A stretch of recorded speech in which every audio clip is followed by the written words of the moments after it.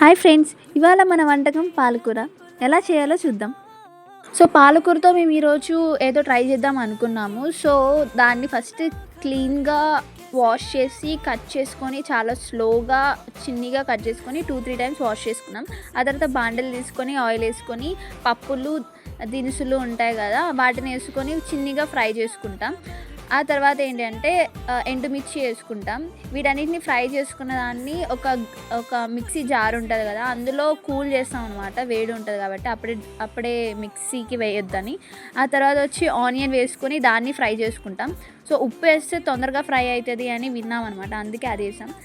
ఇంకా కొంచెం టామరిండ్ ఇదన్నీ వేసి అలా కొంచెం కొంచెం దాన్ని బ్రౌనిష్ కలర్లో వచ్చేంత వరకు ఫ్రై చేసుకొని మళ్ళీ పెట్టుకున్న జార్ ఉంటుంది కదా, అందులో పెట్టి ఫ్యాన్ కింద కొంచెం కూల్ చేసాం అనమాట. ఆ తర్వాత చిల్లీ పౌడర్ ఇంకా సాల్ట్ వేసేసుకొని అలానే ధనియా పౌడర్ కూడా వేసుకున్నాం. ఇదంతా వేసి మిక్స్ చేసేసుకున్నాం.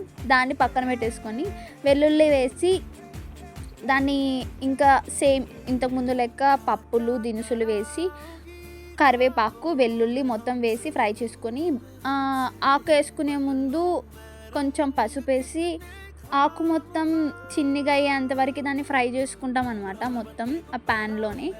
ఆ తర్వాత ఏంటంటే ఆల్రెడీ గ్రైండ్ చేసి పెట్టుకున్న పేస్ట్ ఉంటుంది కదా, ఆ పేస్ట్ని ఇందులోకి మిక్స్ చేసేసి ఒక 15 or 10 minutes వరకు ఉంచుకుంటే మొత్తం క్లీన్గా వస్తుంది అనమాట, ఫోటోలో కనిపించినట్టు.